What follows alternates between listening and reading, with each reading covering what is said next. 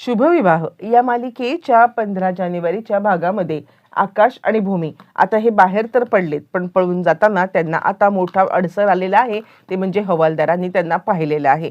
हवालदारांनी पाहिल्यामुळे आता इकडे तो त्यांना अडकवण्याचा प्रयत्न करतोय. थांब, कुठे चाललास, थांब, कुठे चाललास. आणि त्यावरती आकाशने हातामध्ये आता इकडे पाईप घेत, भूमी तू पळ, भूमी तू पळ. भूमी सांगते, नाही आकाश, मी एकटी जाणार नाहीये, तू चल माझ्यासोबत, नाहीतर मी एकटी जाणार नाहीये. तो म्हणतो, तू पळ, मी येतोय, तू पळ. असं म्हणत आता भूमी पळाले. भूमीच्या मागोमाग आकाश सुद्धा पळालेला आहे. बरं, हे सगळं चालू असताना इकडे आता दोघं जण पळून गेल्यावरती अपूर्वाला खबर बात लागले आणि ती सगळ्या आपल्या स्टाफला फैलावरती घेते. म्हणजे तुम्हाला इतके जण असताना बंदूकधारी, तुम्हाला 2 माणसं आता आवरली नाहीत ते काही मला माहित नाहीये. सगळं कामाला यंत्रणा लावा, पेट्रोलिंगच्या टीमला हे करा, सगळं कामाला लावा आणि कोणत्याही परिस्थितीमध्ये मला ते सापडलेच पाहिजेत. काहीही करा आणि लवकरात लवकर त्यांना आता शोधून आणा. असं म्हणत तिने आता फतवा काढलेला आहे. काहीही झालं तरी मला ते दोघं जण हवेत, जा लवकर. असं म्हणत आपल्या माणसांना चांगलंच आता फटकारत अपूर्वाने त्यांना कामाला लावलंय. मग काय, मग तिच्या हुकमाचे ताबेदार लगेचच निघालेले आहेत, ते म्हणजे या दोघांना शोधायला. ज्या वेळेला ह्या दोघांना ते शोधायला निघतात, अपूर्वा विचार करते, मी कधी विचार सुद्धा केला नव्हता की आकाश आणि भूमी हे असलं पाऊल उचलतील. असलं पाऊल उचलून आता ते दोघं जण काहीतरी चुकीचं काम करतील. मी कधीच हा विचार केला नव्हता आणि तोच विचार माझ्या आता अंगवळणी पडलेला आहे, किंवा तोच विचार मला आता खूप महागात पडलेला आहे. इकडे हे दोघं जण पळालेत आणि भूमी सांगते, आकाश आपण पळण्यात तर यशस्वी झालो, पण आता काय करायचं आहे? आता आपण म्हणजे आपण खरं तर खऱ्या अर्थाने आता आपण क्रिमिनल झाल्यासारखं झालोय. म्हणजे आपण या सगळ्यामध्ये आता कायदा हातात घेतलाय. पुढे काय करायचं मला खरंच काही कळायला मार्ग नाहीये. यावरती आकाश म्हणतो, थांब भूमी, आपण पळण्याशिवाय आपल्याकडे कोणताही पर्याय नव्हता. कारण जर का आपण बाहेर पळालो नसतो तर रागिणी मोकाट फिरतीये, ती आपल्या कुटुंबाला त्रास द्यायला बिलकुल कमी करणार नाहीये आणि त्याच कारणासाठी आपल्याला पळायला लागले ना. तू नको चिंता करू, सगळं काही ठीक होईल. यावरती भूमी म्हणते, आकाश अरे काय बोलतोयस तू? आपण करायचंय काय? कुणाला तरी कॉन्टॅक्ट तर करायला पाहिजे. आकाश म्हणतो, हो, पण आपल्याकडे मोबाईल नाहीये आणि कुणी आपल्याला इकडे जर का बघितलं तर सध्या इथून थोडंसं लांब जाऊया आणि ताबडतोब आपण एखादा मोबाईल हातात घेऊया. मोबाईल घेतल्यावरती मग आता आपल्याला समजेल की म्हणजे मोबाईल मिळाला ना की आपल्याला कळेल, आपण कोणाला तरी कॉन्टॅक्ट करूया. असं म्हणत आता इकडे आकाश आणि भूमी मोबाईलच्या शोधार्थ इकडे तिकडे फिरतायत आणि त्याच वेळेला दोघांना एक दुकानदार दिसलाय. त्या दुकानदाराच्या इथे येऊन ते सांगतायत, ओ दादा, आम्हाला जरा तुमचा मोबाईल हवाय. दुकानदार त्यांच्याकडे संशयित नजरेने पाहतोय आणि त्यावेळेला ते दोघं जण सांगायला लागते, दादा अहो आमचा अपघात झालाय ना, आणि हा अपघात झाल्या कारणाने आम्हाला आता इकडे म्हणजे अपघात झाल्यामुळे आमचे फोन बिन सगळे हे झालेत आणि म्हणून आम्हाला तुमचा फोन पाहिजे आमच्या घरच्यांशी कॉन्टॅक्ट करायला. यावरती तो म्हणतो, ठीक आहे, सांगा बरं तुमचा नंबर. असं म्हणत तो आता नंबर विचारतोय. बरं, नंबर विचारल्यावरती तो सांगतोय, अहो दादा इकडे काही कॉल हे नाहीये, तुम्ही एक काम करा, तुम्ही दुकानात बसा, मी पटकन कॉल लागला की तुम्हाला सांगतो. आकाशभूमी दुकानाच्या आतमध्ये राहतात आणि त्या दुकानदाराने आकाशभूमीला न्यूजवरती पाहिलेलं असतं आणि याच कारणास्तव त्यांना ओळखलेलं सुद्धा आता असतं आणि त्याचमुळे तो लगेचच त्या दोघांना आत टाकतो. आत टाकल्यावरती आता इकडे लगेचच शटर लावून घेतो आणि शटर लावून तो बाहेर दुकानाच्या थांबतो. आकाशभूमी चोराचोरात ओरडतायत, दार उघडा, दार उघडा असं म्हणत ते आता दार उघडण्यासाठी सांगतायत. पण हे दोघं जण म्हणजे तो माणूस काही दार उघडायला तयार नाहीये. आणि त्यानंतर भूमी म्हणते, आकाश हे काय झालं? म्हणजे ह्याने आपल्याला ओळखलेलं दिसतंय आणि आपल्याला अडकवून टाकलेलं आहे. असं म्हटल्यावर ती दोघं जण चांगलेच घाबरलेले आहेत आणि दोघं जण आता कसं बाहेर पडायचं हा विचार करतायत. तोपर्यंत तो माणूस आता कंट्रोल रूमला फोन लावतो पोलिसांच्या की आकाशभूमी यांची सुटका झाली का? म्हणजे मी ऐकलं होतं ना ह्याच्यावरती बातम्यांच्या वरती, म्हणून तुम्हाला विचारतोय. यावरती ते म्हणतात, नाही ते फरार झालेले आहेत. मग तो माणूस सांगायला लागतो, ते फरार झालेत, पण मी त्यांना माझ्या दुकानात कोंडून ठेवलेलं आहे, तुम्ही या लवकर आणि आता त्यांना घेऊन जा. असं म्हटल्यावर ती लगेचच कंट्रोल रूममधून अपूर्वाच्या पोलीस स्टेशनला कॉल केला जातो की आकाशभूमी या लोकेशनवरती आहेत, या दुकानदारांनी त्यांना आता त्यांच्या दुकानात लॉक करून ठेवले, तुम्ही पोहोचा. इकडे आता खूपच आनंद होतो अपूर्वाला, चला काहीतरी आपल्याला पॉझिटिव्ह बातमी मिळाले, आकाश भूमी सापडले. त्यामुळे खुश झालेली अपूर्वा लगेचच कॉन्स्टेबलला गाडी काढायला सांगते. गाडी काढायला सांगितल्यावरती लगेचच आता इकडे ती दुकानात येते, तर दुकानाचं शटर वगैरे सगळं उघडं असतं आणि तिला काही कळायलाच मार्ग नाहीये हे शटर उघडं आहे. मग आकाशभूमी गेले कुठे आणि ती विचारायला लागते, काय हो दादा, आतमध्ये तर कोणीच नाहीये, काय झालंय काय? यावरती मग आता फ्लॅशबॅकमध्ये तो घडलेला सगळा प्रकार सांगायला लागतो. त्याने ज्या वेळेला आकाशभूमीला किडनॅप करून ठेवलेलं आहे त्याच वेळेला अचानकपणे इकडून बाहेरून माणसं चाललेत आणि भूमीच्या ओरडण्याचा त्यांना आता आवाज येतोय. भूमी ओरडत आहे, दादा दार उघडा, दादा दार उघडा, का मला कोंडून ठेवलेत? आणि लोकांना असं वाटतंय की ह्याने कोणत्या तरी बाईला आतमध्ये कोंडून ठेवलंय. आणि मग दुकानदाराला ते आता सांगायला लागतात, काय करताय काय तुम्ही? सोडा ह्यांना, आत्ताच्या आत्ता सोडा, तुम्ही कोणत्या बाईला किडनॅप करून ठेवलेत? यावरती तो म्हणतो, अहो नाही, ऐका, ती बाई क्रिमिनल आहे. यावरती कोणी दुकानदारावरती विश्वास ठेवायला तयारच नाहीये. दुकानदाराला सगळे सांगतात की आत्ताच्या आत्ता ते खोला. दुकानदार त्यांना समजवतोय पण कुणीही ऐकायला काही तयार नाहीये. सगळेजण ते खोला खोला असं म्हणत त्याच्या अंगावरती धावून आलेत आणि त्यानंतर तुम्ही खोलत नाही तर आम्हीच खोलतो असं म्हणत ते शटर खोललंय. शटर खोलल्यावरती भूमी आणि आकाश क्षणाचा विलंब न लावता फायनली धावत पळत तिकडून निघालेत. आणि आता निघताना ते इतके धावत आहेत की आता सगळेच जण सैरावैरा धावत असताना लगेचच त्या दुकानदाराला धक्का दिलाय. धक्का देऊन ते पसार झालेत आणि तो सांगतो, अहो मी काही बोलायच्या आतच ते तिकडून निघून गेले होते. अपूर्वा सांगते, कुठच्या दिशेने कुठच्या गेले? त्यावरती मग आता तो दिशा दाखवतो. पण आता ज्या वेळेला तो दिशा दाखवतो त्याच वेळेला इकडे तोपर्यंत ते फसार झालेले असतात. हवालदारांना आता इकडे अपूर्वा सांगते, ज्या दिशेने यांनी सांगितले त्या दिशेने आता पाठलाग करायला सुरुवात तर करा. तुम्ही सुरुवात केलीत की तुम्हाला सगळं सगळं समजेल असं म्हणत आता इकडे पाठलाग करायला ती त्यांना सांगत आहे. बरं, आता हे सगळं चालू असताना तोपर्यंत अपूर्वा सांगते, पळा, जितकं पळायचंय तितकं पळा, जिथे कुठे धावत जायचंय तितकं जा, पण मी तुम्हाला बिलकुल सोडणार नाहीये असं अपूर्वा चिडून आता बोलत आहे. आणि त्यानंतर मग ती कॉन्स्टेबलला शोधायला लावते. बरं, तोपर्यंत इकडे आता पौर्णिमाचा फोन आलेला आहे आणि म्हणजे अपूर्वा सगळ्यांना घरातल्या सगळ्यांना कॉल करून सांगते. म्हणजे अपूर्वाला माहिती असतं की आता आकाशभूमी कोणाला तरी कॉन्टॅक्ट करणार, घरच्या कोणाला तरी कॉन्टॅक्ट करणार आणि त्याचमुळे घरच्या कोणाला कॉन्टॅक्ट केला की ताबडतोब ते आपल्यापर्यंत पोहोचलं पाहिजे. पण आपल्यापर्यंत पोहोचवणार कोण? मानसी, अथर्व आणि बलदेव हे कोणी पोहोचवणार नाहीत. मग आपल्यापर्यंत पोहोचवणारी एकच व्यक्ती आहे, ती म्हणजे पौर्णिमा. मग ती पौर्णिमाला कॉल करून सांगते की आकाशभूमी पळालेत आणि ते तुम्हाला कॉन्टॅक्ट करण्याचा 100% प्रयत्न करतील.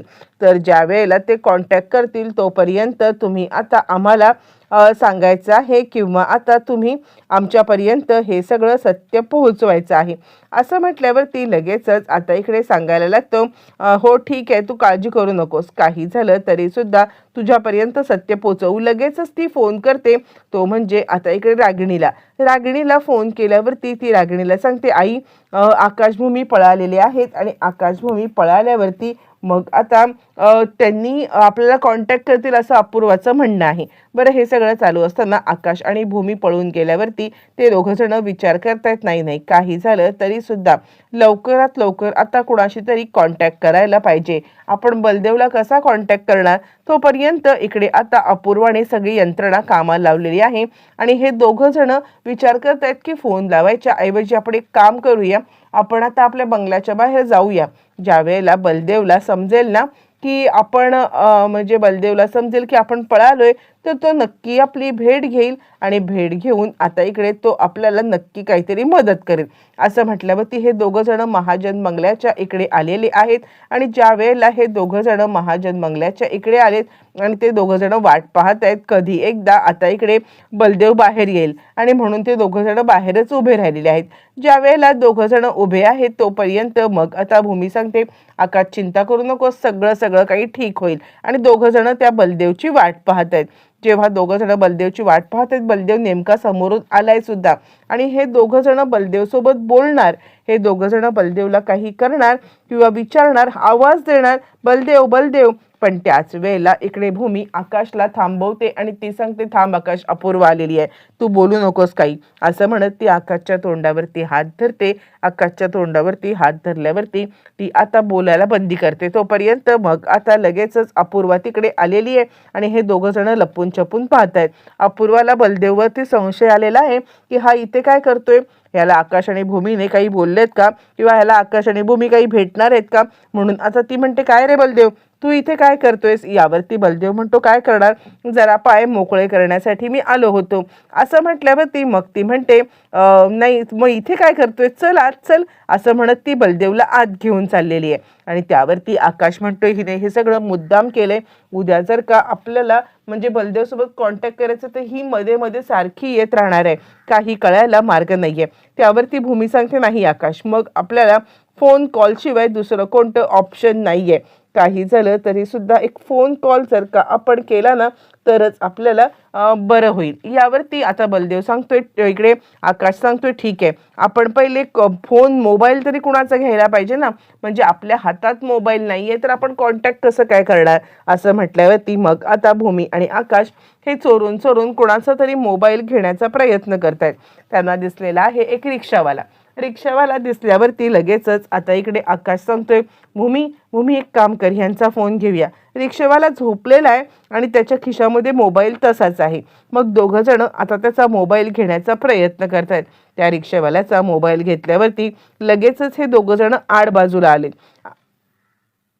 आड बाजूला आल्यावरती मग आता लगेचच ते बलदेवचा मोबाईल डायल करतायत. बलदेवचा मोबाईल डायल केल्यावरती तोपर्यंत बलदेव नेमका अपूर्वाच्या इथेच आहे आणि तिला माहिती आहे ती मुद्दामच बलदेववरती लक्ष ठेवण्यासाठी आलेली आहे, कारण हे सगळे पहिल्यांदा कॉन्टॅक्ट करणार बलदेवला, बाकी कुणालाही करो न करो. आणि मग आता ती बलदेवच्याच पुढे मागे करते, जेणेकरून आता इकडे तिला या सगळ्यामध्ये बलदेवकडून काही माहिती मिळावी. पण ज्या वेळेला आता इकडे बलदेव आलेला आहे आणि बलदेवने आता इकडे हे सगळं करत आहे, त्यावेळेला बलदेव लगेचच अपूर्वाच्या इथे येतोय आणि बलदेवला फोन आलाय. फोन आल्यावरती अननोन नंबरवरून त्याला साधारण अंदाज आलेला आहे, त्याला कळालेलं आहे की हा फोन कॉल बहुतेक भूमी आणि आकाश यांचाच आहे. पण आता भूमी आणि आकाश यांचा फोन कॉल हिच्या समोर घेतला तर आपलं काही खरं नाहीये हे सुद्धा त्याला समजलेलं आहे आणि त्यामुळे तो काही फोन कॉल उचलायला तयार नाहीये. त्यावरती लगेचच आता इकडे अपूर्वा त्याला फोर्स करते, अरे फोन उचल. यावरती तो म्हणतो, जनरली मी आता फोन कॉल अननोन नंबरवरून उचलत नाहीये. यावरती ती म्हणते, अरे कोणीतरी अर्जंट असू शकतं, फोन उचल ना. यावरती आता फोन कट होतो. कट झाल्यावरती तो म्हणतो, कट झाला फोन. इकडे तोपर्यंत मग आता अपूर्वा म्हणते, अरे बघू ना तो मोबाईल. आणि अपूर्वा विचार करते, नाही काहीतरी गडबड आहे, अननोन नंबरवरचा कॉल आणि तो कट करतोय कॉल. त्यावरती आकाश भूमी विचार करतायत, कॉल का कट केला बलदेवने. त्यावरती भूमी सांगते, कदाचित आजूबाजूला अपूर्वा असण्याची शक्यता आहे आणि त्यामुळे बलदेवने कॉल कट केलेला असू शकतो. त्यावरती आकाश म्हणतोय, ठीक आहे, आपण एक काम करूया, पण आपल्याकडे पण पर्याय नाहीये, आपल्याला सुद्धा आता फोन कॉल करायला सतत पाहिजेच, त्याशिवाय आपल्याकडे पर्याय नाहीये. आणि त्यानंतर मग आता पुन्हा कॉल आल्यावरती लगेचच आता इकडे ती सांगते, उचल कॉल, अरे महत्वाचा कॉल आला असेल, उचल कॉल. आणि त्यानंतर बलदेव कॉल उचलतो. आकाश म्हणतोय, हॅलो बलदेव, मी आकाश बोलतोय. बलदेवला काही ऐकू येत नाहीये, रेंज नाहीये, आकाशला पण तिकडे काही रेंज नाहीये आणि हॅलो हॅलो हॅलो असं दोघांचं बोलणं चाललंय. मग अपूर्वा म्हणते, दे तो फोन माझ्याकडे दे. अपूर्वा तो फोन आता आपल्या ताब्यात घेते. ज्या वेळेला अपूर्वा तो फोन ताब्यात घेते आणि त्यावेळेला मग आता अपूर्वा लगेच म्हणते, कोण बोलतंय. तिला आता अपेक्षा आहे की आकाश आपल्या तावडीत सापडेल, पण या सगळ्यामध्ये तिने तो जो नंबर आलाय, ज्या नंबरवरून कॉल आलाय, तो नंबर आपल्याकडे घेतलाय, त्या नंबरला ट्रेस करायला सांगितलंय. बलदेव चिडलाय आणि माझ्या फोनशी तुझा काय संबंध, तू का या सगळ्यामध्ये माझा फोन आता घेत आहेस, तुला काय करायचंय, माझी सिच्युएशन हँडल करायला मी समर्थ आहे, असं म्हणत तो तिच्यावरती चांगलाच वस्कन अंगावरती आलेला आहे. आणि ती आता घाबरले थोडीशी की बलदेव असं काही रिॲक्ट करेल तिला वाटलं नव्हतं. त्यानंतर मग आता भूमी आणि आकाश हे दोघं जण तिकडे लपलेत. तोपर्यंत त्या मोबाईलचं लोकेशन काढून अपूर्वा तिकडे आलेली आहे आणि ती शोधते. आकाश आणि भूमी या दोघांनी पाहिलेलं आहे की अपूर्वा आली आणि ती आपला नक्कीच पाठलाग करत आहे, म्हणजे आपल्याला इकडून जायला पाहिजे. पण त्याच वेळेला अपूर्वाला कॉल आलाय आणि तिला पण तिकडून पौर्णिमाने बोलवून घेतले. पौर्णिमा तिला म्हणते, हे बघ अपूर्वा, हे काय आहे बघ. यावरती अपूर्वा म्हणते, काय आहे. यावरती पौर्णिमा म्हणते, तुला प्रॉपर्टीच्या पेपरवरती सह्या हवेत ना बलदेव दादाच्या, आणि तो नॉर्मली या सह्या देणार नाही, हे तुला माहिती आहे ना. मग आता एक काम कर, बलदेव दादा आला ना की मी तुला प्लॅन सांगते काय करायचं. असं म्हणत दोघी जणी खोटं बोलून बलदेवच्या सह्या घेण्याचं प्लॅन करतायत. आणि या दोघींचा प्लॅन आता म्हणजे खरं तर पौर्णिमाचा प्लॅन यशस्वी होतोय, अपूर्वा त्यात अडकले. नेमका आता भूमीने फोन केलेला आहे, तो म्हणजे पौर्णिमा. आता आम्हाला मदतीची गरज आहे, आम्ही आता लगेचच तुझी मदत मागतोय, तू आम्हाला काहीतरी मदत कर. यावरती ती म्हणते, हो तुम्ही काळजी करू नका, कुठे आहात तुम्ही, तुम्हाला लोकेशन पाठवते, तिकडे पोहोचा. त्या लोकेशनवरती या दोघांना बोलवून आता रागिणी बंदुकीचा नेम धरून तिकडे बसलेली आहे. रागिणी आता सांगते की म्हणजे काही झालं तरी सुद्धा मी तिला सोडणार नाहीये, असं म्हणत तिने हातात बंदूक घेतलेली आहे. आणि त्यानंतर मग आता लगेचच इकडे ते दोघं जण त्या ठिकाणी पोहोचतात. पोहोचल्यावरती ही सुद्धा पोहोचले हातात बंदूक घेऊन. आता इकडे बंदूक घेऊन पोहोचल्यावरती लगेचच आता त्यांच्यावरती निशाणा साधते. पण हे सगळं होत असताना आता इकडे आकाशभूमी वाचणार का की या सगळ्यामध्ये अडकणार, येणाऱ्या भागामध्ये सगळ्या गोष्टी कळणार.